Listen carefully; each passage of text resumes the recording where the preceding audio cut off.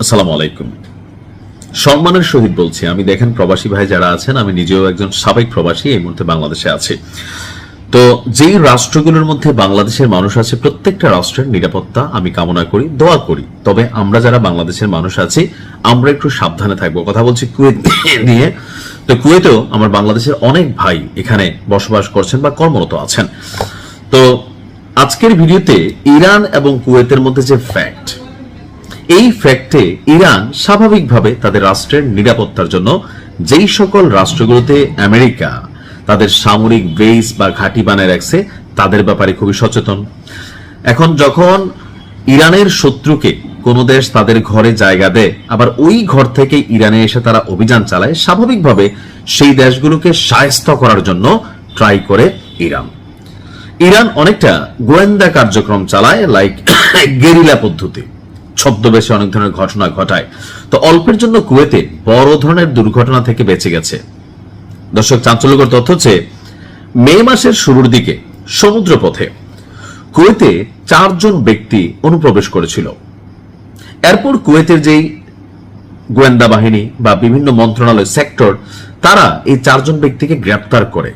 এখন গ্রেপ্তারের পর কি বার হলো, ওই 4 ব্যক্তি হচ্ছে ইরানের যেই রাজকীয় বাহিনী বা আমরা যাদেরকে নিয়ে গর্ব করি, ইসলামিক বিপ্লবী গার্ড বাহিনীর সদস্য। এমনকি পদ পদবি দেখেন, কুয়েতের রাষ্ট্রীয় বার্তা সংস্থা কুনা তাদের প্রকাশিত স্বরাষ্ট্র মন্ত্রণালয়ের বিবৃতিটা হচ্ছে, আটক 4 জনের মধ্যে নৌবাহিনীর কর্নেল আছে 2 জন, একজন ক্যাপ্টেন এবং একজন লেফটেন্যান্ট কমান্ডার।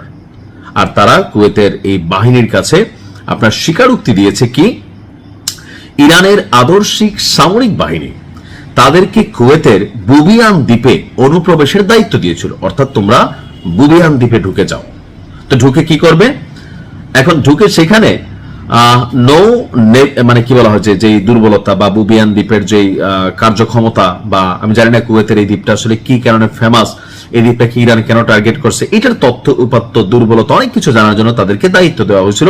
জিজ্ঞাসাবাদে তারা এমন তথ্য দিয়েছেন, দাবি হচ্ছে কুয়েতের। অপরদিকে ইরানের পররাষ্ট্র মন্ত্রণালয় বলছে ভুয়া ভুয়া, আসলে কিন্তু ভুয়া না। ইরান, আপনি ভারতের র নিয়ে আমরা যখন কথা বলি, র সারা বিশ্বব্যাপী যারা ভারতের জন্য হুমকিমূলক অথবা বন্ধুত্বমূলক, তাদের ব্যাপারে কিন্তু নজরদারি করে, এটা আমরা সকলে জানি। সো ইরান, ইসরায়েল, আমেরিকা বা উন্নত দেশগুলো, তারা তাদের বিভিন্ন সংস্থা, এনজিও, ব্যক্তি, দল, ক্ষমতা বা ওই সকল দেশের সরকারের মধ্যে নিজেদের এজেন্ট কিন্তু সেট করে রাখে। সো ইরান স্বাভাবিকভাবে, আপনারা জানেন যে কুয়েতকে বেশ কয়েকবার হামলা করছে, কারণ কুয়েতে মার্কিন যুক্তরাষ্ট্রের ঘাঁটি আছে। তো সকল কিছু থেকে তারা কুয়েতকে আসলে হালকাভাবে নেয়নি। এমনকি আমেরিকার সাথে যখনই কোনো ঝামেলা হয়, দুবাইরে বারবার ধরে, পাশাপাশি কুয়েত, কাতারও কিন্তু ধরে। তো আমার ধারণা এরকম কোন একটা ইস্যুতে বুবিয়ান দ্বীপে ইরান তাদের এই ফোর্সকে পাঠিয়েছে। এখন তারা কিভাবে ধরা খাইছে, তাদের বক্তব্য, ইরান বলছে নৌ নেভিগেশন ব্যবস্থায় ত্রুটির কারণে 4 কর্মকর্তা ভুলবশত কুয়েতের জলসীমায় প্রবেশ করেছিলেন। আর ইরানের উপকূলের কাছাকাছি অবস্থিত বুবিয়ান দ্বীপটি কুয়েতের সবচেয়ে বড় দ্বীপ। কুয়েতের স্বরাষ্ট্র মন্ত্রণালয় বলছে, গত 1 মে একটি মাছ ধরার নৌকায় করে ওই দলটি দ্বীপে প্রবেশের চেষ্টা করে। ওই নৌকাটি কুয়েতের বিরুদ্ধে শত্রুতামূলক কর্মকাণ্ড বা নাশকতামূলক কর্মকাণ্ড চালানোর জন্য ভাড়া করা হয়েছে। দ্বীপে কুয়েতি বাহিনীর সঙ্গে গোলাগুলির সময় একজন কুয়েতি সেনা সদস্য আহত হয়েছে এবং রেভলিউশনারি গার্ডের 2 সদস্য পালিয়ে যেতে সক্ষম হয়েছে। পরে তারা ইরানের রাষ্ট্রদূত মোহাম্মদ তুতুনজিকে তলব করে এবং কি প্রতিবাদ জানায়।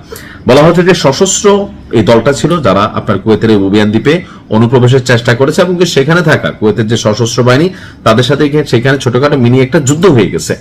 এখন কুয়েত এই ঘটনাকে শত্রুতামূলক কাজ এবং সার্বভৌমত্বের উপর স্পষ্ট আক্রমণ হিসেবে উল্লেখ করলেও ইরান বলছে যে এটা রাজনৈতিক এবং প্রচারণামূলক ভাবে আসলে ইরানকে ট্রিগার করা হচ্ছে, ইরানের সাথে কানেক্টেড না। কিন্তু ছিল অল্পের জন্য কুয়েত বড় ধরনের একটা বিপদ থেকে বাইচা গেছে। তবে আমার মনে হয় নজরদারি ঠিক আছে, প্রত্যেক রাষ্ট্র তাদের নিজস্ব নিরাপত্তা বাহিনী বা গোয়েন্দার মাধ্যমে কার্যক্রম চালাবে, কিন্তু যেই সকল জায়গায় মানুষ নিরপরাধ, তাদেরকে হেনস্থা করা বা তাদের বিরুদ্ধে কোনো অভিযান চালানো উচিত না।